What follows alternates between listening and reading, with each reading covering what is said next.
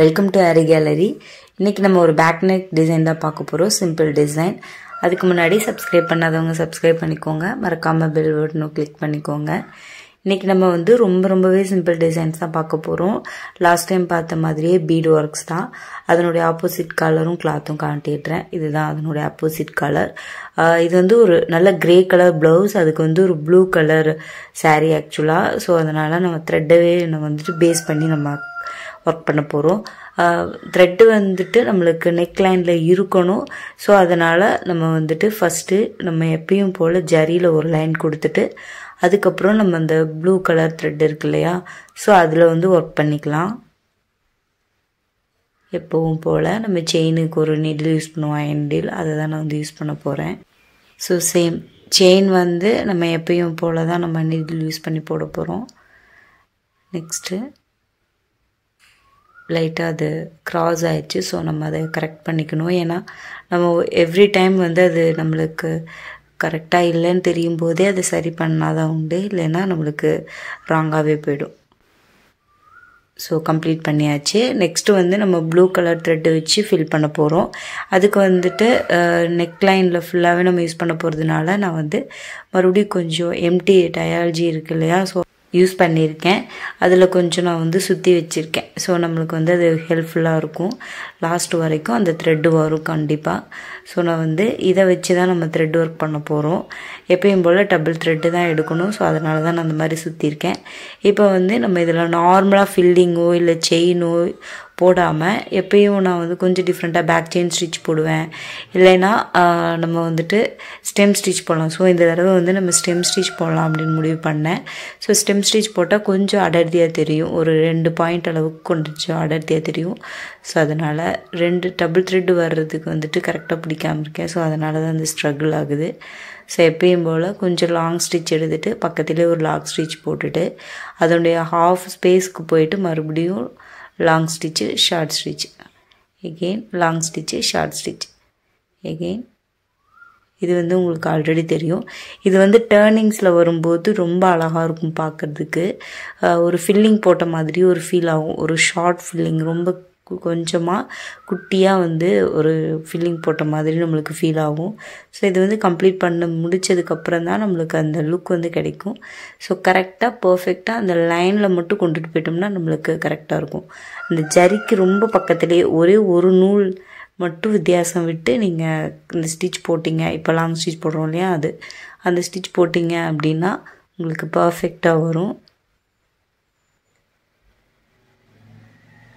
So same இதே மாதிரி neck line ஃபுல்லாக போட்டுட்டு அதுக்கப்புறம் மறுபடியும் ஒரு லைன் ஜரி த்ரெட்டில் ஒரு நார்மல் செயின் ஸ்டிச் கொடுப்போம் இல்லையா, சேம் அதையும் நம்ம போட்டோம் அப்படின்னா நம்மளுக்கு அதனுடைய அவுட்லுக் ரொம்ப நீட்டாக கிடச்சிரும். அது ரெண்டும் முடித்ததுக்கப்புறம் பார்த்திங்கன்னா தெரியும், ஒரு 4 லைன் செயினே நம்ம போடாமல் இந்த மாதிரி back chain stitch, stem stitch இந்த மாதிரி போடும்போது நம்மளுக்கு ரொம்ப அழகாக இருக்கும். ஸோ இதை நெக் ஃபுல்லாக உங்களுக்கு கம்ப்ளீட் பண்ணிவிட்டு அதுக்கப்புறம் காட்டுறேன். செயினும் போட்டுட்டு காட்டுறேன். ஸோ ஆல்ரெடி சொன்ன மாதிரி செயினும் போட்டாச்சு. இப்போ நார்மல் சிங் த்ரெட் யூஸ் பண்ணி நம்ம பீட்ஸ் எல்லாம் அட்டாச் பண்ணிக்கலாம். அதுவும் கோல்டன் கலர் தான் எடுத்திருக்கேன், நார்மல் சிங் த்ரெட்டையும். ஸோ அப்போ தான் நம்மளுக்கு நல்லாயிருக்கும் பார்க்குறதுக்கு. ஏதாவது விலகுனா கூட நம்மளுக்கு கண்டிப்பாக தெரியாது. ஸோ எப்பயும் போல் பீட் அட்டாச் பண்ணுறதுக்கு 2 பீடை அட்டாச் பண்ணிக்கலாம். அந்த செயினுக்கு ரொம்ப பக்கத்துலேயே வச்சு அட்டாச் பண்ணிக்கோங்க. ஃபுல்லாக பீட்ஸை விட்டுட்டும் நம்ம போடலாம், அது நம்மளுடைய இஷ்டம் தான். ஆல்ரெடி சொன்ன மாதிரி ரிங் ஃபிங்கர் மட்டும் நம்ம இதில் யூஸ் பண்ணிகிட்ருப்போம். ஸோ இது ஃபுல்லாக நெக் லைன் ஃபுல்லாக வச்சு முடிச்சுட்டு ஒரு லைன் முடிச்சுட்டு அதுக்கப்புறமா காட்டுறேன். நம்ம இதில் எல்லாமே டிஃப்ரெண்ட் மெட்டீரியல்ஸ் தான் யூஸ் பண்ண போகிறோம். நான் ஆல்ரெடி சொன்ன மாதிரி ஒரு லைன் ஃபுல்லாக நம்ம சுகர் பீட்ஸ் கொடுத்து முடிச்சாச்சு. நெக்ஸ்ட்டு நம்ம என்ன மாதிரி மெட்டீரியல் யூஸ் பண்ணுறது அப்படின்னு யோசித்தோம். ஸோ அவங்க பீட் ஒர்க் தான் கேட்டிருந்தாங்க, ஸ்டோன் செயின் கூட அவங்க கேட்கல. ஸோ பீட்ஸ் அப்படின்னு பார்க்கும்போது நம்மளுக்கு ஐ ஷேப், அதாவது கோதுமை ஷேப் பீட்ஸ் இருக்கும் இல்லையா, ஸோ அதுதான் நான் எடுத்திருக்கேன். ஸோ இது வைக்கும்போது கொஞ்சம் டிஃப்ரெண்ட்டாக இருக்கும். ஸோ அதனால் இதை நான் சூஸ் பண்ணியிருக்கேன். நம்ம வந்து வேறு நெக் அவுட்லைனில் வந்துட்டு டிசைன்ஸில் கொடுக்குறத விட்டுட்டு நம்ம நெக் லைன்லேயே வந்துட்டு இந்த கோதுமை பீடை கொடுக்கலாம் அப்படின்னு தோணுச்சு. ஸோ இந்த மாதிரி பஞ்சிலேருந்து எடுத்துக்கிட்டிங்கன்னா நல்லாயிருக்கும். ஏன்னா ஃபுல்லாக பஞ்சிலேருந்து ஃபுல்லாக ஒரு பாக்ஸ்லேயோ பிளேட்லேயோ போட்டுட்டு எடுக்கிறத விட ஒன்றா எடுக்கிறத விட இந்த மாதிரி பஞ்சிலேருந்து உருவிக்கோங்க. அதுதான் உங்களுக்கு ஈஸியாகவும் இருக்கும். ஸோ ஆல்ரெடி நம்ம வந்து சுகர் பீட்ஸ் வைக்கிற மாதிரி தான் இதுவும் ஒன்றா தான் வைக்கணும். இதுவும் வந்து 2 அந்த மாதிரிலாம் வைக்கக்கூடாது, ஒன்று மட்டும்தான் வைக்கணும். நீங்கள் இதுக்கும் நார்மல் சீன் த்ரெட் தான். இது சேம் பீட் நம்ம அட்டாச் பண்ணுற மாதிரியே தான், இதில் எந்த டிஃப்ரென்ஸும் இல்லை.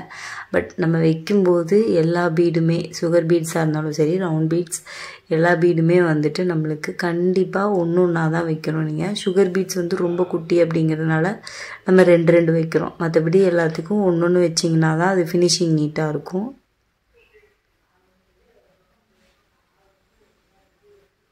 ஸோ இதே மாதிரி நெக் லைன் ஃபுல்லாகவே நான் வச்சுட்டு உங்களுக்கு காட்டுறேன். அதுக்கப்புறம் ஒரு லைன் சுகர் பீட்ஸும் கொடுத்துட்டு காட்டுறேன். சுகர் பீட்ஸ் கொடுத்தாச்சு. நான் ஆல்ரெடி சொன்ன மாதிரி அந்த கம்ப்ளீட் பண்ணியாச்சு. இந்த டாட்ஸ் வந்து நான் வச்சுருக்கேன் 1/2 இன்ச்சுக்கு ஒன்ஸ் வந்து வச்சுருக்கேன். இந்த இடத்துல இருந்து நம்ம சென்டரில் த்ரெட் ஒர்க் பண்ணலாம் அப்படின்னு தோணுச்சு.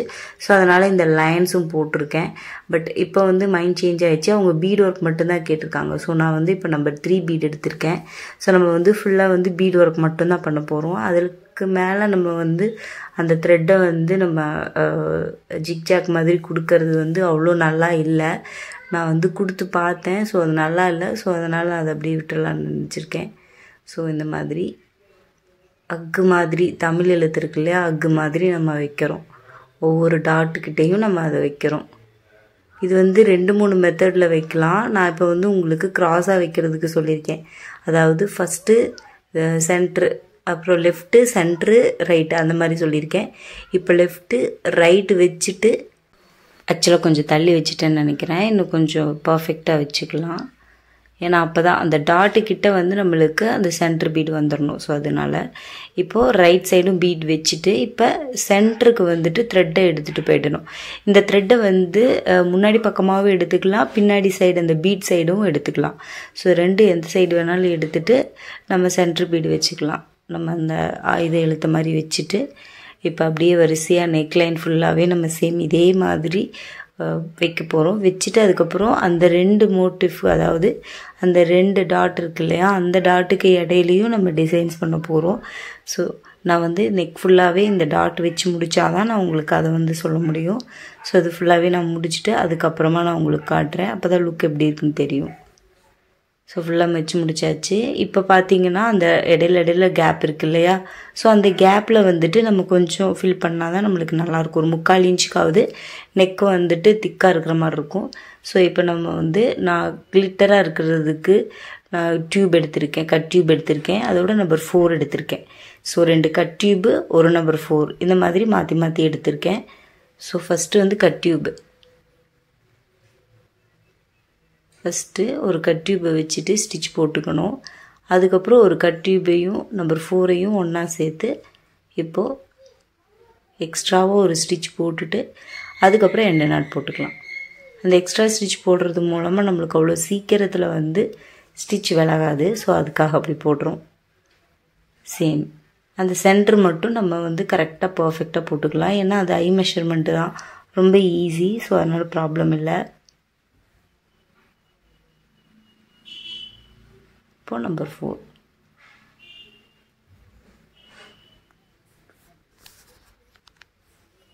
இப்போது எண்ட் நாட். ஸோ அது நல்லா ஸ்ட்ராங்காக லைட்டாக நூல் தெரிஞ்சாலும் பரவாயில்ல, பட் அது ஸ்ட்ராங்காக இருக்கணும் பீடு ஒர்க்கில். ஸோ அதனால் நான் லைட்டாக வெளியே தெரிகிற மாதிரி தான் வச்சுருக்கேன். அந்த கட் டியூப்ஸ் வந்து கண்டிப்பாக கொஞ்சம் ஏசவாசலாக இருக்கும், சைஸ் ஒரே மாதிரி இருக்காது. ஸோ நம்ம வந்து அதை கரெக்டாக வச்சுக்கணும். அது கரெக்டாக இல்லைன்னா அந்த கட் டியூப் எடுத்துகிட்டு வேறு கட் டியூப் வச்சுக்கலாம். இப்போ இப்படி தனித்தனியாக கூட நம்ம வைக்கலாம். பட் நம்மளுக்கு வந்துட்டு அதுக்கு நம்மளுக்கு கண்டிப்பாக டைம் பத்தாது. ஸோ அதனால் ஒரு கட் டியூபையும் நம்பர் 4ஐயும் ஒன்றாவே கூட வச்சுக்கலாம், ஒன்றும் பிரச்சனை கிடையாது. இப்போது எண்ட் நாட் போட்டுக்கலாம். சேம் இதே மாதிரி நெக்லைன் ஃபுல்லாகவே வச்சு முடிச்சுட்டு அதுக்கப்புறமா நான் உங்களுக்கு காட்டுறேன். ஸோ வச்சு முடிச்சாச்சு. நெக்ஸ்ட்டு வந்து ஓவரால் புட்டாஸ். இந்த ஓவரால் புட்டாஸ் வந்து த்ரெட் இருக்கணும்னு நினச்சேன். ஸோ அதனால் ப்ளூ த்ரெட்டை ஃபஸ்ட்டு எடுத்துக்கிறேன். அட்டாச் பண்ணுறதே நம்ம வந்து இப்போ blue thread sari colour silk thread இருக்கு இல்லையா, அதில் தான் நம்ம அட்டாச் பண்ண போகிறோம். அதே மாதிரி நார்மல் செயின் நீடில் தான் வந்து அட்டாச் பண்ண போகிறோம். பார்த்திங்கன்னா தெரியும். நம்பர் 4 ஃபஸ்ட்டு எடுத்திருக்கேன். இப்போ சுகர் பீட். அந்த நம்பர் 4 நம்ம சுகர் பீடு எடுக்கிற அளவுக்கு கூட அந்த நீடில் வந்து அவ்வளோ பெருசு கிடையாது. ஸோ அதனால் சுகர் பீடு உள்ளே வராது. அதனால் நம்ம இப்படி தனித்தனியாக எடுத்து தான் அட்டாச் பண்ணுற மாதிரி இருக்கும். 1 2 இந்த மாதிரி ஒரு 2 செயின் போட்டதுக்கப்புறம், எக்ஸ்ட்ராவாக ஒரு 2 செயின் போட்டதுக்கப்புறம் அப்படியே நம்ம திலகம் ஷேப்பில் கொண்டுட்டு வந்துக்கலாம். இப்போ பார்க்குறதுக்கு அந்த பீடே வந்து திலகம் ஷேப்பில் தான் இருக்கும். ஸோ நம்ம அங்கேருந்து ஸ்டார்ட் பண்ணோம், ஒரு 2 ஸ்டிச் போட்டுட்டு ஸ்டார்ட் பண்ணோம் அப்படின்னா நம்மளுக்கு அந்த திலகம் ஷேப் வந்துடும். ஸோ இந்த மாதிரி ஓவரால் புட்டாஸ் வந்து சின்ன சின்னதாக நம்ம வந்து ட்ரை பண்ணிக்கலாம். ரொம்ப அழகாக இருக்கும். இப்போ அந்த ஷார்ப் எட்ஜ் வந்ததுக்கப்புறமா நம்ம அந்த இடத்துல எண்டு நாட் போட்டுக்கலாம். இதில் கூட நம்மளுக்கு லைட்டாக அந்த நூல் தெரியறது மூலமாக அந்த ஷார்ப் எட்ஜ் வந்து இன்னும் ஷார்ப்பாக தெரியும். ஸோ அது ரொம்ப அழகாகவே இருக்கும். ஸோ நம்ம அதை அப்படியே விட்டுடலாம். ஸோ இதே மாதிரி இன்னொரு புட்டாஸும் நான் வந்து உங்களுக்கு போட்டு காட்டுறேன். எப்போவும் போல் ஆல்ரெடி நான் சொன்ன மாதிரி இந்த நம்பர் 4 வந்து கொஞ்சம் உள்ள வரைக்கும் போகும். பட் நம்மளுக்கு சுகர் பீடு தான் வந்து கொஞ்சம் கூட உள்ளே போகாது. ஸோ அதனால தான் நம்ம வந்து சுகர் பீடை செகண்டாக எடுக்கிறோம். வேணும்னா நீங்கள் அந்த ப்ளவுஸில் வந்துட்டு லைட்டாக அங்கங்கே சுகர் பீடை போட்டுச்சுங்க. ஆனாலும் அது ஸ்டிச் பண்ணும்போது கண்டிப்பாக தெரிக்கும். ஸோ அதனால் இந்த மாதிரி தனியாக வச்சு எடுக்கிறது தான் கரெக்டாக இருக்கும். 2 ஸ்டிச் போட்டு லைட்டாக லூஸ் விட்டு திருப்புங்க. ஏன்னா நம்ம இது வந்து ஷார்ப் எட்ஜ்க்காக ஆப்போசிட் ஸ்டிச் போடாமல் திருப்புறோம் இல்லையா. ஸோ வந்து அது நம்மளுக்கு ரொம்ப டிஃபிகல்ட்டாக இருக்கும் அந்த இடத்துல. ஸோ அதனால் லைட்டாக ஒரு லூஸ் விட்டு திருப்புங்க அந்த ஷார்ப்பில். அந்த ஷார்ப் எட்ஜுக்கு மேலே தான் இப்போ நம்ம ஸ்டிச்சை கொண்டுட்டு போயிட்டு எண்டு நாட் போட போகிறோம். ஸோ இந்த இடத்துல இப்போ எண்டு நாட் போட்டுக்கலாம். அவ்வளோதான், ப்ளவுஸ் நம்மளுக்கு கம்ப்ளீட் ஆகிடுச்சு. ஸோ நான் வந்து ப்ளவுஸ் ஃபுல்லாக ஓவரால் புட்டாஸை நான் உங்களுக்கு போட்டு முடிச்சுட்டு அதுக்கப்புறம் காட்டுறேன். பார்த்தீங்கன்னா தெரியும். ஸோ சேம் வந்து ரொம்ப ரொம்ப சிம்பிளான ஒரு டிசைன் தான். மேக்ஸிமம் வந்து அடிக்கடி வந்து எம்ப்ராய்டரி ப்ளவுஸ் போடுறவங்க வந்து இந்த மாதிரி சிம்பிள் டிசைன்ஸ் தான் ரொம்ப லைக் பண்ணுவாங்க. ஏன்னா நம்ம எல்லா ப்ளவுஸ்க்கும் கிராண்டாக போட முடியாது. சேம் டைம் வந்து கொஞ்சம் ஏஜ்டு பர்சன்ஸ் எல்லோரும் இந்த மாதிரி போடுறதுக்கு தான் ட்ரை பண்ணுவாங்க. ஸோ இது மாதிரி டிசைன்ஸ் நிறைய கேட்பாங்க. ஸோ கண்டிப்பாக இந்த டிசைன் உங்களுக்கு பிடிச்சிருக்குன்னு நம்புகிறேன். லைக் பண்ணுங்கள், ஷேர் பண்ணுங்கள், கமெண்ட் பண்ணுங்கள், மறக்காமல் சப்ஸ்கிரைப் பண்ணுங்கள். தேங்க்ஸ் ஃபார் வாட்சிங்.